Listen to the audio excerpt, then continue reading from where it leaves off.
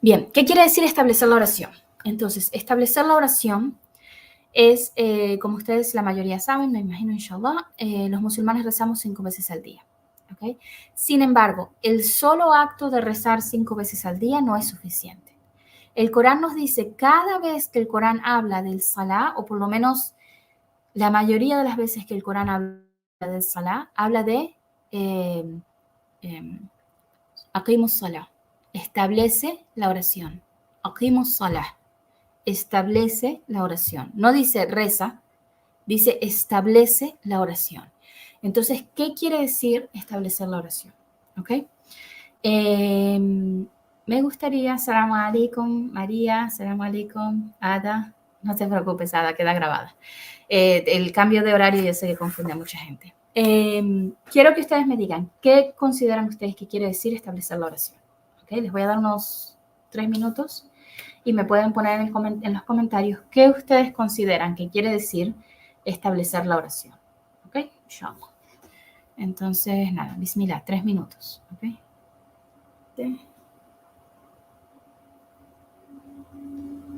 No te preocupes, Alondra, queda grabado y puedes verlo después. Estamos diciendo qué quiere decir para nosotros establecer la oración, porque en el Corán, siempre que habla de rezar, dice aqimus salah, establece la oración. Entonces, ¿qué quiere decir establecer la oración? ¿Ok? Bien, entonces, a ver, ¿qué han dicho las hermanas? Dice Ada, para mí establecer es como asignar algo para hacerlo siempre. Islam dice, para mí quiere decir rezar siempre, 5 veces al día. Y Ada dice, en cuanto a la oración es establecer, hacerlo siempre. Exacto, establecer quiere decir hacerlo siempre, básicamente. ¿Ok? Es algo que hacemos siempre fijo. ¿Ok? Sin embargo, establecer la oración no simplemente es hacer un rezo fijo, ni siquiera hacerlo 5 veces al día. Porque si yo estoy rezando de la forma incorrecta o si yo lo estoy haciendo a la hora incorrecta, entonces no estoy estableciendo la oración como se nos ha enseñado a los musulmanes a establecer la oración. Entonces, establecer la oración quiere decir varias cosas, ¿ok? Quiere decir que sí, ok, rezamos constantemente, siempre, 5 veces al día, ¿ok? Hacemos nuestros rezos 5 veces diarios, pero lo hacemos a la hora apropiada, ¿ok? Yo no me puedo despertar en la mañana temprano y decir voy a hacer los 5 rezos del día para salir de ellos y ya. No, tengo que rezar el Fajr a la hora del Fajr, el Dhuhr a la hora del Dhuhr, el Asr a la hora del Asr, el Maghrib a la hora del Maghrib y el Isha a la hora del Isha, ¿ok? Si yo decido hacerlo a una hora que no es la hora del rezo, pues no lo estoy haciendo correctamente, ¿ok? Y claro, estamos hablando de una persona que diga algo así como les dije, me despierto en la mañana y hago los 5 rezos para salir de ellos ya y ya no me tengo que preocupar el resto del día. No, se hacen en hora. Claro, si una persona se le pasa un rezo, digamos, no me desperté en hora para hacer el Fajr o qué sé yo, estuve en una reunión de trabajo que pensé que iba a durar 30 minutos y duró 3 horas y se me perdió el Dhuhr, ¿ok? O sea, hay algo que le impidió a esa persona hacer el rezo por alguna razón y esa persona se perdió el rezo, entonces puede reponerlo después a la hora siguiente, antes del próximo rezo preferiblemente, ¿ok? Si nos saltamos un rezo, si perdimos un rezo, lo mejor es hacerlo lo antes posible, incluso antes del próximo rezo. Por ejemplo, digamos que yo me quedo dormida, ¿verdad? Al mediodía y se me pasa el rezo del Dhuhr. Cuando me despierto es Asr, que eso a veces pasa mucho en Ramadán, ¿verdad? Como uno está cansado y eso a veces tomamos una siesta y cuando nos despertamos, uy, pensé que iba a dormir 30 minutos y dormí 3 horas. Se me pasó el rezo, ¿verdad? Entonces, lo mejor sería, incluso antes de hacer el Asr, aunque ya estemos en la hora del Asr, antes de hacer el Asr, debo hacer el Dhuhr y reponer ese rezo que se me saltó. Eso sí, ¿ok? Y eso es parte de establecer la oración. ¿En qué sentido? En el sentido de que no estoy dejando que ninguna oración se me escape. Si me la salté por alguna razón, lo primero que hago es reponer ese rezo y después hago los otros rezos, ¿ok? O sea, es estar siempre arriba de la oración y asegurarnos de que siempre la estamos haciendo en su horario apropiado y si se nos salta o si se nos pasa alguna, hacerla primero. Lo primero que voy a hacer es este rezo, ¿ok?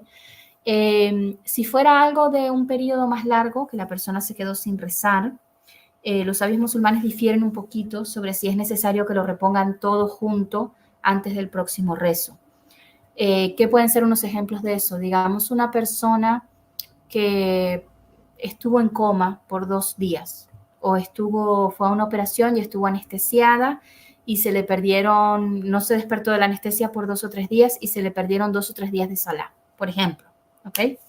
O digamos una mujer que estaba sangrando y pensó que era el rezo menstrual, entonces dejó de rezar y a los 2 o 3 días se dio cuenta que este no era un rezo menstrual, que esto era una istijada, que es el rezo, el sangrado irregular, y que en realidad yo debía haber rezado durante este tiempo, ¿verdad? Entonces, eh, eh, una persona así que se salta más de un salá, que tiene 3 o 4 días de corrido de salá, hay diferencia de opinión sobre los sabios musulmanes sobre si debe hacerlos todos de un tiro antes del próximo rezo que haga o si puede hacerlo como poquito a poco.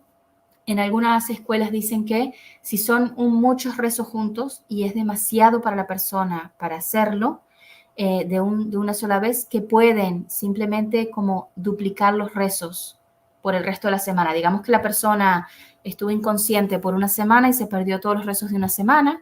Entonces, cuando ya está consciente y puede rezar otra vez, va a rezar toda esa semana duplicando sus rezos. Va a hacer 2 fajr, 2 dohor, hasta que cumpla con todos los rezos que perdió.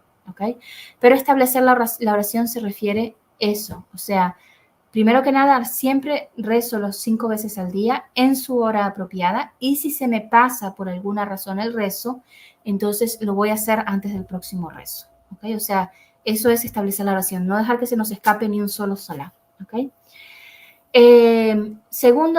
Tercero debe ser rezar como nos enseñó el profeta, o sea, si yo estoy rezando 5 veces al día, a la hora del Fajr, a la hora del Dohar, a la hora del Asr, a la hora del Maghrib, a la hora del Isha, pero estoy rezando como me enseñaron, leyendo el Padre Nuestro, de rodillas así, leyendo el Padre Nuestro. Eso no es establecer el Salah. El Salah es rezar como nos enseñó el profeta Muhammad, que hacemos el wudú, nos vestimos apropiadamente, nos paramos en dirección a la Qibla, Allahu Akbar, y rezamos todo el rezo. Haciendo el rezo en el idioma árabe, ¿okay? Que es el idioma en el que debemos rezar, ¿okay? Y siguiendo con lo que el profeta Muhammad nos dijo que recitemos, o sea, haciendo el Fatiha, después una sura corta, haciendo el rukú, haciendo el suyud, o sea, siguiendo las formas como el profeta Muhammad nos enseñó. Aisha decía, realizar las oraciones en su totalidad con todas sus palabras y acciones en los momentos señalados, como Allah dice en el Sagrado Corán. Correcto, exacto. Entonces es realizar la oración, todas las oraciones, no dejar que se nos escape ninguna, usando las palabras que nos enseñó el profeta Muhammad, las acciones que nos enseñó el profeta Muhammad, en los momentos que nos dijo el profeta Muhammad. ¿Ok? Y dice en algunas partes en el Corán, pero los detalles del Salah en realidad nos llegan del Hadith, no necesariamente del Corán. ¿Okay? Entonces, debemos cumplir además los requisitos de la oración. O sea, si yo estoy rezando 5 veces al día, en la hora que es, y estoy rezando como el profeta Muhammad nos enseñó, o sea, estoy siguiendo estos 3 pasos, pero no sigo los requisitos de la oración. Por ejemplo, no hago wudú. Voy a rezar, pero no hice wudú. ¿Okay? O me paro a propósito en una dirección diferente a la dirección de la Qibla.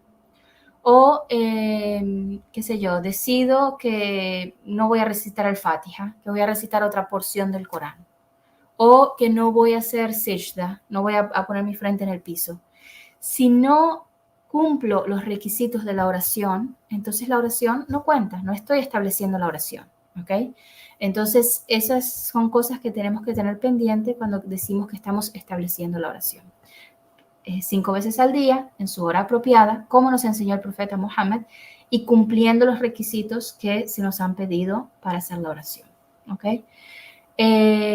Y también, cuando hablamos de requisitos, pues también se dice los pilares. Los pilares de la oración son el primer takbir, o sea, el decir Allahu Akbar. Eso es un pilar de la oración. Si yo no comienzo diciendo Allahu Akbar, el resto de la oración no cuenta.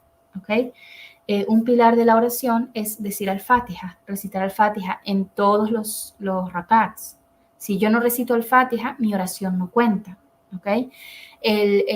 La sura corta que hacemos después de Al-Fatiha, en los primeros 2 rakats, no es un pilar, ¿ok? Es una sunna. Entonces, si yo digo Allahu Akbar, recito Al-Fatiha y me voy directo al rukú y me olvidé de recitar algo después de Al-Fatiha, mi oración todavía cuenta, ¿ok? Porque esa sura corta no es un pilar, pero Al-Fatiha es un pilar. Si yo me salto Al-Fatiha, mi oración no cuenta y debo hacerla otra vez, debo reponerla otra vez, ¿ok? Entonces, establecer la oración incluye todas estas partes de la oración, ¿ok? Bien, vamos a ir terminando. Me falta una N. ¿Quién tiene obligación de rezar? A ver si podemos decirlo ahí rapidito, a ver si terminamos en los próximos 5 minutos. ¿Quién tiene obligación de rezar? ¿Quién tiene obligación de establecer el salá? A ver qué ustedes piensan. Les voy a dar unos 2 minutos y volvemos para ver qué dicen, ¿ok?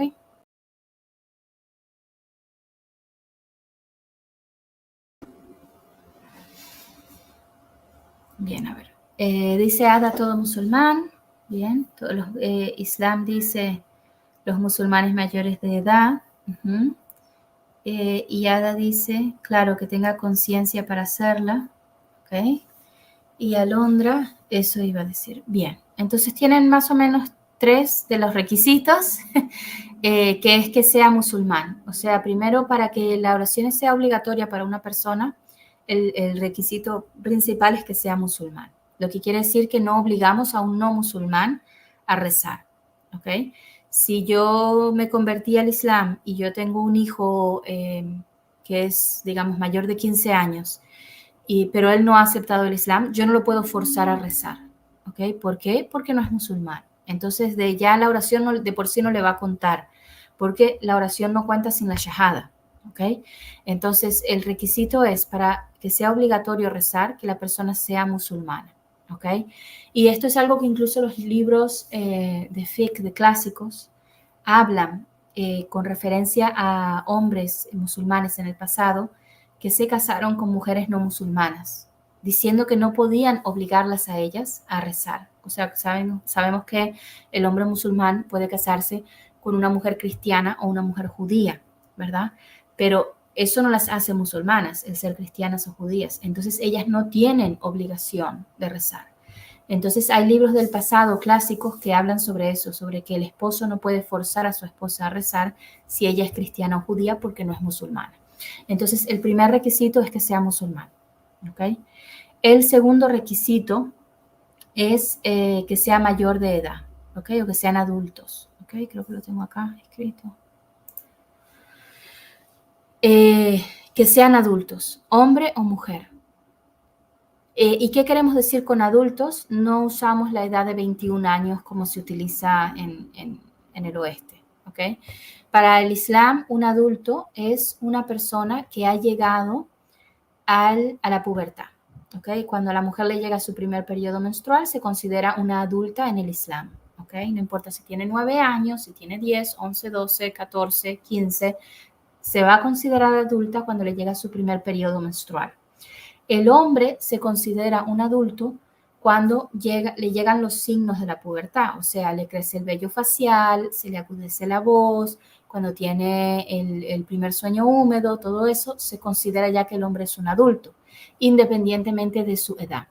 Si cualquiera de los dos llegan a la edad de 15 años y no le han llegado los signos de la pubertad, se consideran adultos, ¿ok? O sea que la edad límite para que una persona se considere adulto son 15 años. Aun si no les han llegado el periodo menstrual o no tiene los signos de la pubertad el hombre, a los 15 años se considera adulto y se considera obligatorio para él el rezar.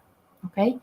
Y hay un hadith donde el profeta Muhammad sallallahu alaihi wasallam dijo, enséñenle a sus hijos a hacer el salah a la edad de 7 años y castíganlos a la edad de 12 si no están rezando. ¿Okay? Entonces, no es que a los niños a los 7 años se les hace obligatorio el rezar, ¿ok?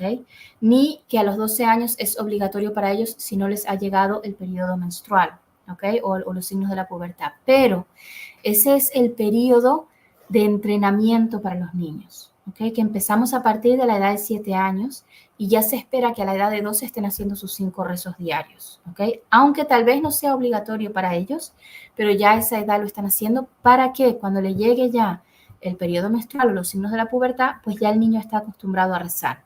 Es diferente a esperar a los 15 años y forzar a los niños ahora a empezar a rezar 5 veces al día. Es una edad donde es muy difícil convencerlos que lo hagan y si no están acostumbrados a hacerlo se les va a ser muy difícil. Entonces lo mejor es empezar a la edad de 7 años, aun cuando no es obligatorio para ellos. ¿Okay? ¿Y qué queremos decir con esto? Que empezamos a los 7 años. No es obligatorio para ellos. Si la niña se para a rezar con la familia cuando la familia está rezando y no se puso el hijab o tiene una falda corta, no hay problema porque el salá no es obligatorio para ella, ¿ok? Hasta que no llegue a la pubertad. Si el niño se para a rezar pero no hizo vudú, bueno, pues le debemos enseñar, obviamente, igual que a la niña, le enseñamos cómo vestirse correctamente, pero no es un problema grandísimo que le vamos a decir, haram, ¿cómo se te ocurre? ¿Por qué? Porque es el momento de práctica para ellos donde no es obligatorio. Es el momento donde nosotros les enseñamos. Entonces, podemos enseñarles, decirles la próxima vez que vengas, asegúrate de taparte las piernas, de ponerte un hijab, o acuérdate de hacer el vudú correctamente antes de venir a rezar, pero no es algo que vamos a hacer como un problema muy grande si el niño comete un error durante este tiempo.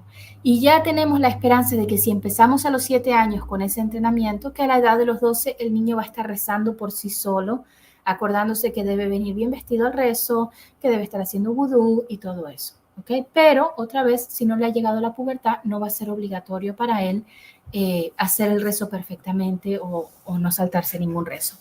Es diferente con la mujer porque la mujer tiende a desarrollarse antes que el hombre. Hay mujeres que les llega el periodo menstrual a la edad de 9. Entonces, si a la niña le llega el periodo menstrual a la edad de 9, pues ya es obligatorio a partir de esa fecha para ella que rece 5 veces al día. ¿Okay? Entonces, debemos comenzar con este entrenamiento a la edad de 7 para asegurarnos que cuando llegan a la edad de la pubertad, pues van a estar listas para hacer su obligación de rezar 5 veces al día. ¿Okay? Entonces debe ser un adulto islámicamente, hombre o mujer, ¿ok? No es algo específico para los hombres, no es algo solo específico para las mujeres. El salá es algo tanto para el hombre como para la mujer. Debe ser musulmán, como ustedes dijeron. Si una persona no es musulmana, no se le puede forzar. Si yo tengo un hijo, si yo me convertí al Islam y tenía hijos antes de convertirme al Islam y ellos no aceptaron el Islam, yo no puedo forzarlos a comenzar a hacer el salá, aun si tienen 7 años. ¿Okay? Debo primero asegurarme que toman la shahada. Bueno, hay diferencia de opinión. Hay algunos sabios musulmanes que dicen que si los padres aceptan el Islam antes de que el niño llegue a la pubertad, los niños automáticamente son musulmanes. ¿Okay? Aunque otros dicen que es mejor que el niño también vocalice la shahada. ¿Okay?